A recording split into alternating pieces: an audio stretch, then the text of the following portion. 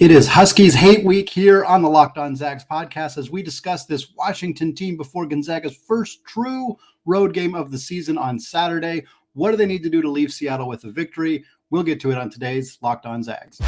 You are Locked On Zags, your daily podcast on the Gonzaga Bulldogs. Part of the Locked On Podcast Network. Your team every day.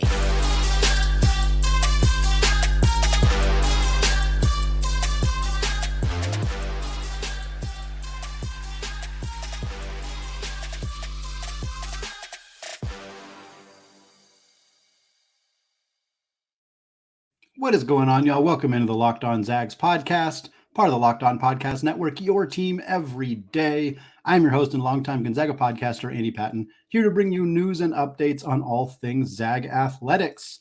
Today's episode of Locked On Zags is brought to you by Prize Picks. Folks, go to prizepicks.com/LockedOnCollege, use that promo code LockedOnCollege, and you'll get a first deposit match of up to $100. Prize Picks, it's daily fantasy sports made easy.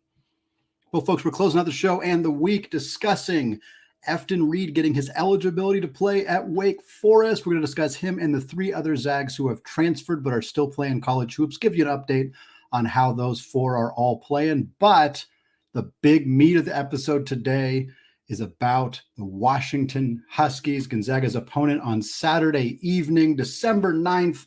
The game will tip off at 8 p.m. Pacific time. So for those of you who are East Coasters, I've met a New York Gonzaga fan who talked to me at the game on the USC game in Las Vegas. 11 p.m. start for you, buddy. That's going to be late. You got to get some coffee during the day to be ready for this one. This game will be on ESPN2, the nightcap there after a really tremendous day of college basketball games on Saturday across the country. The Zags are 13-1 against the University of Washington since 1999. That is in the Mark Few era. They are on a 7-game winning streak right now. Their last loss to the Huskies was in 2005. Shout out Brandon Roy for being on that team. That was an epic battle between Brandon Roy and Adam Morrison, both drafted in the top 10 of that draft. Love me some Adam Morrison, but very glad my Blazers ended up with Brandon Roy in that draft. Regardless, the series ended for about 10 years, was picked back up in 2015. Then some really close games. Rui Hachimura hit an incredible game winner against this team, I think in 2018, I think it was 2018 for that game. Very, very close contest there. But ultimately, Gonzaga has maintained a 7-game winning streak, again, dating all the way back to 2005. This is going to be a true road game for the Zags, their first true road game of the season. We don't see Gonzaga play too many true road games in the non-conference slate. We don't see a lot of premier programs play a lot of these road games. They often play neutral site games like Gonzaga is playing with UConn this year. Of course, that'll be in Seattle, which is advantage for Gonzaga. But next year, that game will be at the Madison Square Garden. Should be a fair amount of Zags there too, but man, UConn's going to really pack that place. I like those neutral site games, but obviously it's always nice to play true road games. It's good for experience. It's good for the younger guys to kind of get through that. We'll get a little bit more into that later in the show, but this is also likely going to be a quad 1 win for Gonzaga. Of course, should they win, we don't want to make that assumption. This is a good UW team, but this is a quality game on Gonzaga's schedule. And if they're able to win it, the fact that it's on the road will help with that net ranking and just kind of the overall resume building for Gonzaga, which hasn't mattered a ton in the recent past, but might matter a little bit more this year just because the WCC has been weaker than it has been in the last half decade or so. Let's meet this Washington team. They are 5-3 on the season right now. Their wins are over Bellarmine and Northern Kentucky, also UC San Diego, Montana State. So not super great wins there. They do have a win over Xavier. Now, Xavier has not looked fantastic this year. If we're being honest, they have not looked like they're certainly not the same team they were last year when they were a 3 seed in the NCAA tournament, but they're a quality program, and that's still a quality win for the Washington Huskies. Their 3 losses, it's going to look bad. They're all 3 to Mountain West schools, which certainly isn't what you want. If you're the Washington Huskies, those losses are to Nevada, San Diego State, and Colorado State, but it is worth acknowledging that San Diego State and Colorado State are both top 30 teams at KenPom right now. Nevada is 43rd, but they are also undefeated. So those are 3 really good teams. I think the three best teams in the Mountain West, Boise State is in that conversation as well. But obviously, if you're Washington, you want to have at least one of those games, potentially two of them, especially as San Diego State lost to UC San Diego, one of the teams that Washington has beat. Some weird transitive property nonsense there going on with the Huskies. But this team is still well appreciated, well liked by Ken Pom, as much as you can be liked by a computer system. They started the preseason, I believe they were 78th. I know they were in the 70s because Yale and Washington were both preseason in the 70s, and basically every other team Gonzaga played was either top 30 or outside the top 200. But UW is now up to 58th. So they have climbed up in the rankings. They are in that kind of range where you would be at least considered for at-large consideration. Certainly 3 Mountain West losses, even to good teams, is probably not going to help them. If you're UW, what's really going to help make your resume pop is beating Gonzaga. So this is a big, big, big game for the Huskies. It's also a nice game for Gonzaga. Again, should be a quad one when all is said and done. Always good to pick up a road victory if they're able to do so. Ken Pom also has UW as the 61st best team offensively, according to his adjusted offensive efficiency numbers. They're 72nd in defense, so top 75 team offensively and defensively, and in tempo, where they are 48th. A little unusual to see UW significantly higher in terms of tempo than Gonzaga, who is at 81st. I think Gonzaga's tempo will eventually move up as they get out of playing some of the teams that have really attempted to slow them down in ways that I think a lot of WCC teams will either not attempt to do or will not be successful at doing. Gonzaga obviously has at least 2 games against St. Mary's, 1 game against San Diego State. Those are all teams that kind of like to slow the pace down a little bit as well. UW still coached by Mike Hopkins. He's still there. Jim Boeheim may have retired, but Mike Hopkins is keeping the legacy alive. They are still running a zone. Now, they're not running it as much as they have in the past. But I was at the Colorado State-Washington game. It was the game right before Gonzaga-USC. They still run it. From just eye testing it, from watching that game, it seemed like they ran it about half the time. I don't know the exact figures for this team. Certainly expect a healthy mix of both zone and man defense. And this team still doesn't really have much of an offensive identity. That's been kind of one of the criticisms of the Mike Hopkins era at Washington, is they run some flare options, but it's a lot of isolation basketball. It's a lot of kind of swinging the ball around, trying to get an open three. There's not a lot of offensive identity. I think it's part of the reason they've had a couple of Kentucky transfers in recent years, and it's partly because their offense is a bit more free-flowing, a bit more allowing you to isolate and attack the basket, which I think some guys who come from Kentucky's program like to do, and that has really paid dividends. Keion Brooks, in particular, best player for UW, and it's not particularly close, although they have a very talented starting lineup.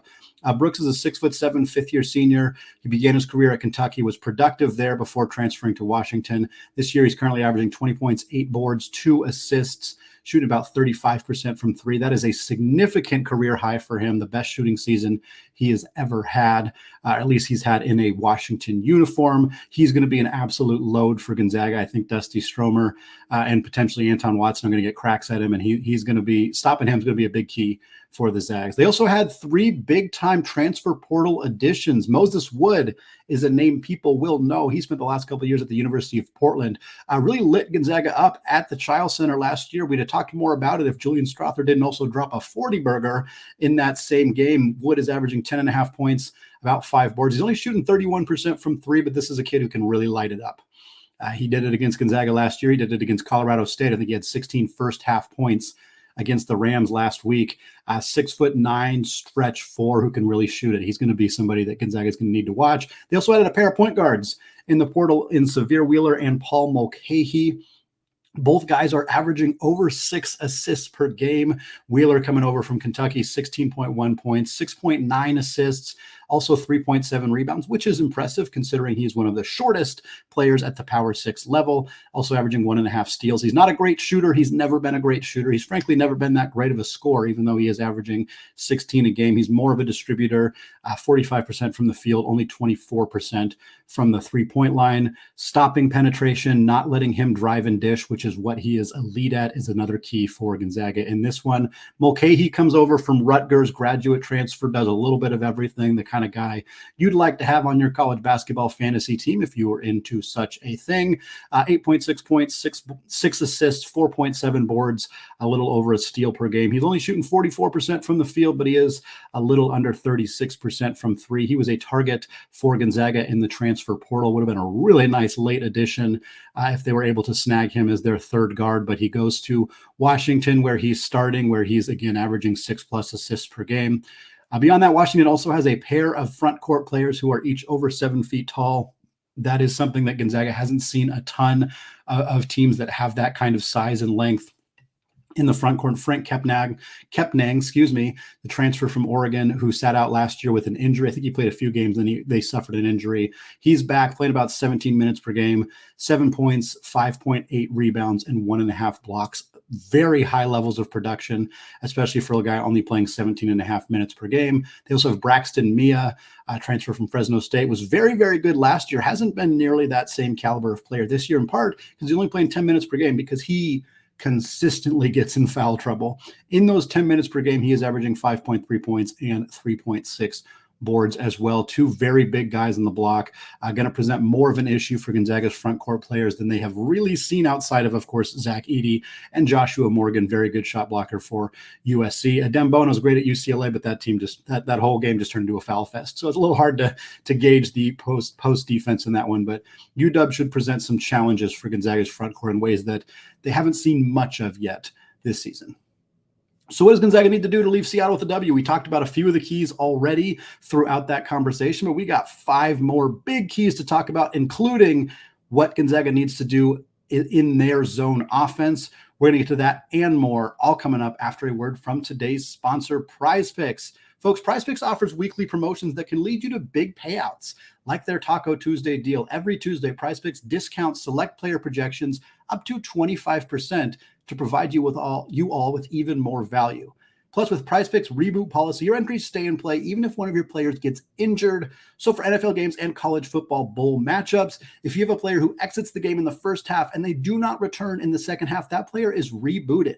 This is unprecedented in the daily fantasy sports space. Prize Picks is the only DFS platform with this injury insurance. Beyond that, the app is just really easy to use. All you do is pick 2 or more players and choose more or less with whatever given stat they have. In the spirit of it being Husky Hate Week, we got 228.5 passing yards is the more or less mark for former Washington quarterback Jake Browning, who now plays for the Bengals. They're taking on the Indianapolis Colts, led by former Washington State quarterback Gardner Minshew. Mind you, if you want to kind of join in on the Husky Hate Week brigade and go less for 228.5 passing yards for Browning, feel free to do that. I'm doing it in solidarity with all of you. So go to prizepicks.com/lockedoncollege now. Use that promo code LockedOnCollege, and you'll get a first deposit match of up to $100.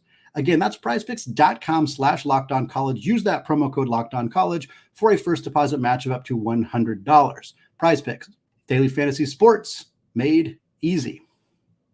Folks, I want to thank all of you for making Locked On Zags your first listen or your first watch of the day. Shout out those everyday listeners. Shout out those of you who have joined our Discord channel. Again, it is free to join. We're talking not just Gonzaga basketball, but we're talking about other college basketball games, matchups, how other players are doing. We're talking about the women's basketball team. We're not talking about NBA Zags, literally all sorts of conversation in the Discord channel. Again, it is completely free. There's a link in the show notes. Just click that. You'll be invited in. Get to hang out with us. There's about 270 folks in there right now talking Zags and college hoops all day long. All right, let's get into our 5 keys to victory here for the Gonzaga Bulldogs. Again, those of you who are everyday listeners know that for every episode that is before a game, we do either the 5 things I'll be watching for or the 5 keys to victory. Sort of depends on the quality of Gonzaga's opponent. Don't necessarily need to do these are the keys for Gonzaga to beat Arc Pine Bluff. No disrespect to the Golden Lions, just wasn't necessarily what we needed to do. For UW, especially a road game against the Huskies, there are certain things that Mark Few's program is going to need to do or not do in order to make sure they come out of Alaska Airlines Arena late on Saturday night with a W. And it starts with that zone. Again, we're not sure how much UW's going to play the zone. It's possible this ends up not being a huge factor. Maybe they throw it at us a few times after a timeout to try to, throw Gonzaga off. Maybe they play it for an entire half. Maybe they don't play it very much at all. It's really hard to know what they're going to do, and that kind of makes them a challenge. However, if we do see the zone, Gonzaga needs to run their zone offense, and they need to shoot UW out of it. That's the biggest thing. Capitalize on their zone defense. UW, again, they're not running it as often, but I think they might try it against the Zags. Gonzaga is a good low post scoring team. They thrive on side-to-side ball screen actions. They thrive on getting the ball into Graham Ike, swinging the ball around the post until he gets around the perimeter, until he gets his position, getting the ball on the block, letting him go to work. Zone makes that harder. It forces Gonzaga to do something different. It forces Gonzaga to rely more on their outside shot. If I was defending Gonzaga and I had the ability to run both defenses, I would probably try a zone. Make Ryan Nembhard and Nolan Hickman beat me from deep. If they do it, great. I'd rather that than let Graham Ike just cook me in the post. So I suspect we might see something similar from them. If that's the case, throw Anton Watson at the top of the key in that zone offense. Let Ike roam down on the perimeter. Let your three guards with Dusty Stromer play out on the perimeter and just go to work that way. Watson is really a key here. His ability to make good decisions with the basketball, make good passes, evaluate whether he should turn and face and try to score on somebody, shoot a little floater, kick it back out to a shooter, whatever it may be. If he's playing in that middle spot in the zone, the soft spot as they call it, and he's able to kind of direct the offense from there, that's going to make UW probably have to think twice, especially if he's able to kick it out. Nembhard's hitting threes, Hickman's hitting threes, Stromer's hitting threes, the way Dusty's been shooting it lately, the way Hickman's been shooting it lately. This could be something that UW is out of their zone within the 4 minutes. They're in it, they're out of it. They're saying, okay, we're gonna try man because this is not working. If they're able to do that and build a lead by hitting threes over the zone, that's going to make it even harder for UW to get back in the game, and it's going to create a situation where they're going to have to play their man defense, which they may not be as comfortable doing. Key number 2, win the battle on the glass. Always important when you're playing teams that play zone. Typically, teams that play zones are not good at rebounding, but UW is a top 60 rebounding team in the country. They average 40 boards per game, 12 of them on offense, which is pretty good, and 28 of them on defense. This is a good rebounding team. We talked about Mia and Kepnang both being 7-footers, big guys. Keion Brooks is 6'7" as their 3. Moses Wood is 6'9" as their 4. This is a big team. They have a lot of size. Paul Mulcahy is their shooting guard, basically their second point guard. I think he's 6'6". Sahvir Wheeler is very small, but everybody else is pretty darn big. So this is a team you've got to rebound. Gonzaga's big too. And you've got to out-rebound them, especially if they're in a zone, crash the offensive glass. Yes, UW does like to push the pace and get out in transition. And trying to crash the offensive glass could allow UW to run it out. That's a risk I think you take. If it was up to me, that's a risk I'd be willing to take. Try to punish them by getting second chance points. Gonzaga is a good offensive rebounding team. They're a top 30 offensive rebounding team in the country. If that leads to a few fast breaks, maybe you reevaluate your plan, your thought process there. But I think if I'm Gonzaga, I want as many second chance opportunities as I can get. You also got to limit that for UW. UW loves to drive into the paint. They love to put up little shots like around the rim. Brooks, Wheeler, they're going to be getting into the paint. They're going to be putting up tough contested shots in the lane. They're not going to make most of them. You got to not let them get that second chance, though. You got to get that rebound, even if it prevents you from getting out in transition yourself. You got to prevent them from getting those second chance opportunities. Key number 3 is forcing turnovers and getting out in transition. Both these teams like to push the pace. Both these teams are very capable of pushing the pace, but UW averages about a little over 12 turnovers per game. So they pass the ball a ton. Again, they got 2 guards who average over 6 assists per game. They're passing the ball a lot. They do play a lot of isolation basketball. They are a little bit dribble heavy, but they are also distributing the ball. And for Gonzaga, a team that has played the best defense we've seen from them in probably a half decade or so, the ability to knock the ball loose, have those active hands on defense, either play the passing lanes or just strip the ball when guys are trying to drive in the paint, that leads to easy, fast break points. Transition buckets in a road environment are critical. It silences the crowd. It gives you easy points. Every time you're in your half-court offense, it's going to be loud. It's going to be buzzing. UW's going to be able to set up their man or their zone defense. But if you get a steal, Strip Mulcahy when he was driving to the hoop. Same with Wheeler. When those guys are kicking it out to somebody like Wood or Brooks on the perimeter, knocking that ball away, getting out in transition. Easy buckets that way. Easy way to build a lead. Easy way to kind of force UW to have to be more careful with the basketball. Forcing turnovers and getting out in transition. Always important for Gonzaga. Always important in any game, but I think really valuable in a true road environment as well. Key number 4, get UW in foul trouble. I touched on this a little bit in the first segment, but I'll address it more here. Frank Kepnang and Braxton Mia, are two very, very foul-prone bigs. Using per 40 minutes is always a little bit misleading, but these two guys are not playing huge minutes, so I think it helps accentuate why they're not playing big minutes. Braxton Mia in particular is averaging 9.5 fouls per 40 minutes. He is basically unplayable for more than 15 minutes a game with the rate at which he is currently fouling. Frank Kepnang is averaging 7.2 fouls per 40 minutes. Not as bad, but again, there's a reason that these two guys who are highly productive from a points and rebounding perspective are both playing less than 18 minutes per game. They cannot stay on the floor because of foul issues. Gonzaga's got 4 bigs. They got a couple bigs who are real good at drawing contact. Graham Ike in particular, very good at drawing contact, playing through it, scoring through contact, but also getting to the free throw line. He's also been very good at converting from the free throw line.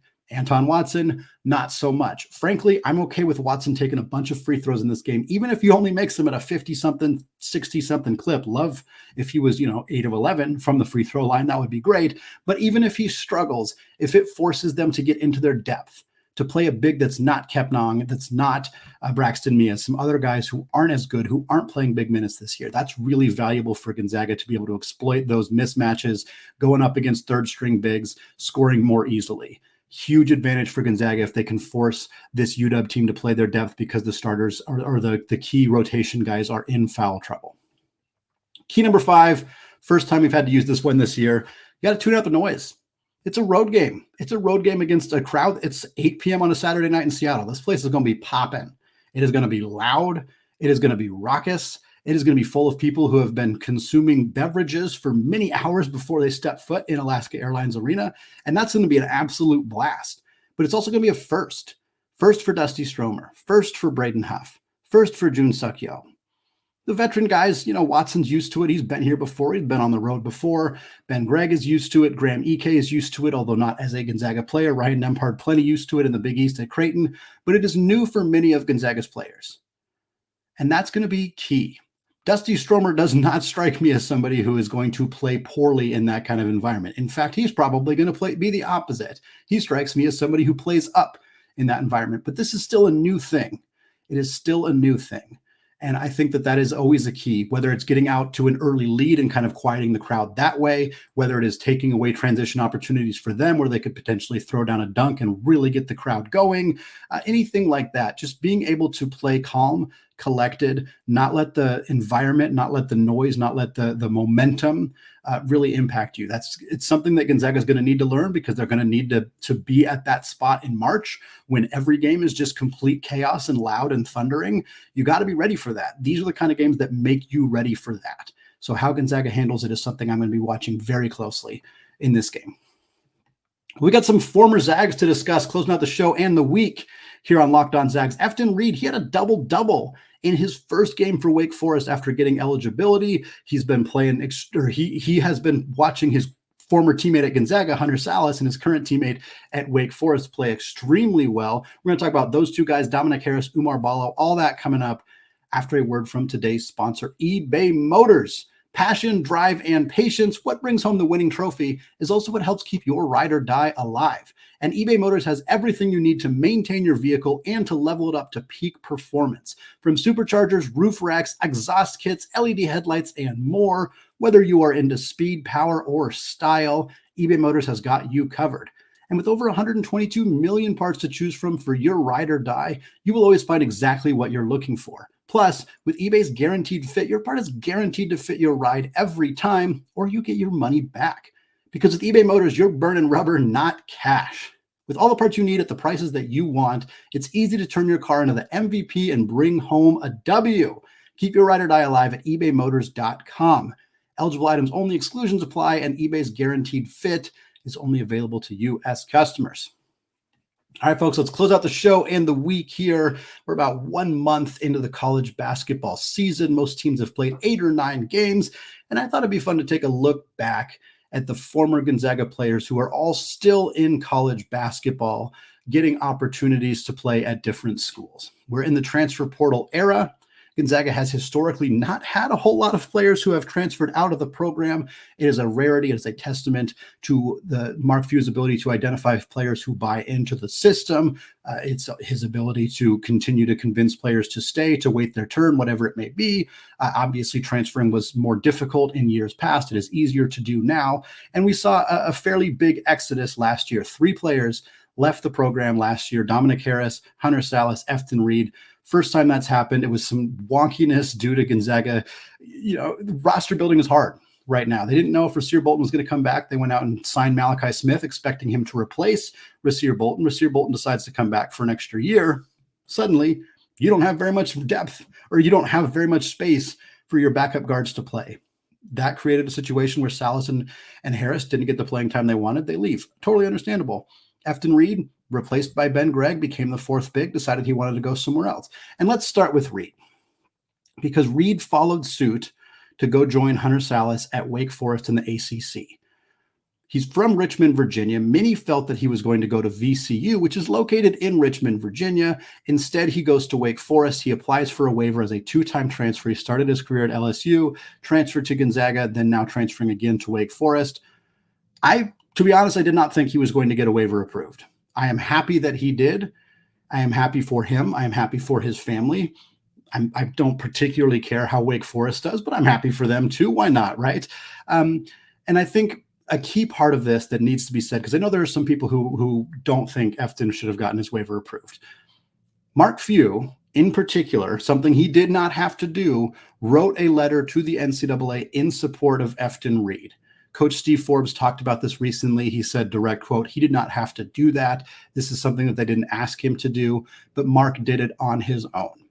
It's a smart thing to do because you want other players to feel comfortable coming into your program. And if there's a player who's like, I want to go to Gonzaga, but I'm afraid it might not work out, whatever, you don't want to see that coach being somebody who's like, I hate when players leave my program. And not that Mark would ever say that, but if they're demonstrating that that's not really something they approve of or whatever, it could lead to players being more hesitant. In this case, players are going to be like, yeah, I'd love to go there. I'd love to play for that guy because no matter what happens, he's got my back. He's supporting me.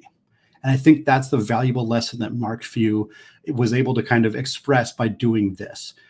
Efton also just knew he wasn't going to play much. I mean, he got relegated to 4th big because he didn't play. He got outplayed by Ben Gregg. Simple enough. That's what happened. Team brings in Graham Ike. He saw Braden Huff every single day in practice and probably thought, man, I'm not sure I'm going to get to play. So he left. I don't really blame him. 12 points, 14 rebounds, 2 blocks in his first game for Wake Forest. He's 4-13 from the field, so kind of a rough shooting night for him, but he's going to contribute. Wake Forest 2 7-footers have not played well this season. Wake Forest is like 330th in the country in rebounding. They're one of the worst rebounding teams in the country. You get a 7-footer back suddenly in the middle of the season. Great news for them. Happy for Efton. Hoping to see him have a very productive season. Speaking of productive seasons at Wake Forest, Hunter Sallis, 8 games so far with the Demon Deacons. He's playing about 36 minutes per game. Wow, he was not going to get that kind of playing time at Gonzaga probably ever. Although, with this year, the way the guards are playing, you never really know. But Sallis has been the guy we thought he was going to be. For those of you who listen to the off-season podcast, I appreciate every one of you. Hunter Sallis, we talked a lot about what his role might look like at Wake Forest. Wake Forest has brought in multiple transfer guards in the last couple of years who have immediately succeeded. Tyree Appleby was ACC Player of the Year. He was a transfer coming over. Jake LaRavia was a first-round pick in the NBA draft. He was a transfer who joined Wake Forest. Now, Hunter Sallis, 8 games. He's averaging 18 points, 3 boards, 2.1 assists, 1.1 steals. He's shooting about 53.5% on 2-pointers. But the big thing, 43% from 3. This is on 6 attempts per game. 6 attempts per game for Hunter Sallis, a guy who was not a volume shooter at Gonzaga and wasn't an efficient shooter at Gonzaga either. He's about 26% during his 2 years at Gonzaga. Now he's out shooting 43%. Awesome for him. Fantastic to see him get a lead guard role. He's still not a distributor. Gonzaga kind of wanted him to play point guard. They didn't have anybody who could play that point guard role last year when Hickman wasn't doing well. Sallis, that's not his game. That's not his game. You can see it in his numbers here. You can see it watching Wake Forest. He's not a point guard. but he's playing really well as a shooter, as a scorer. He's still a great defensive player. He didn't fit in at Gonzaga with what they wanted to do. They didn't have enough minutes for him last year. Now he's out somewhere else and thriving, and we got nothing but happiness for him. And hopefully he'll have a fantastic year in the ACC, potentially be in that conversation as transfer of the year, newcomer of the year, maybe even in that first team, second team conversation. Next up, Dominick Harris. Kind of touched on him a little bit already, just in terms of the guard play last year. Dom's playing for LMU right now, stuck around in the WCC, 9 games for him. He's coming off the bench, but he is playing 25 minutes per game, and he's been their leading scorer. I'm not sure if Coach Stan Johnson's going to move him in the starting lineup if they like the way that it is. I've watched a little bit of LMU this year, not a ton, but he's averaging 14 points per game, 4.2 boards, 1.5 assists. He is averaging 2 turnovers. Again, similar to Sallis, not really a point guard. Not distributing the basketball the way that a point guard would, not really facilitating their offense, more turnovers than assists, but I'm not trying to knock on him. He's just not a point guard. And again, Gonzaga needed a point guard last year. And I think that kind of points to some of the reasons those guys didn't get the minutes necessarily, is they didn't fit what Gonzaga needed, but that doesn't mean they're not successful. Similar to Sallis, Harris is shooting the crap out of the ball, 47% on threes. He's also exact same rate, 6.1 per game. 6 attempts per game. He's shooting just under 50%. Would love to have that 3-point shooting for Gonzaga, but understand why he moved on. He's getting a much bigger opportunity to play for the Lions. Going to be quite the matchup when these two guys get to go at when these two teams get to go at each other, and Dom gets those opportunities to play against his former school. He's also going to be a legitimate competitor for WCC's 6th Man of the Year, assuming he does not step into the starting lineup, although I am sure our guy Braden Huff is going to have some words about that as a potential 6th Man of the Year candidate himself.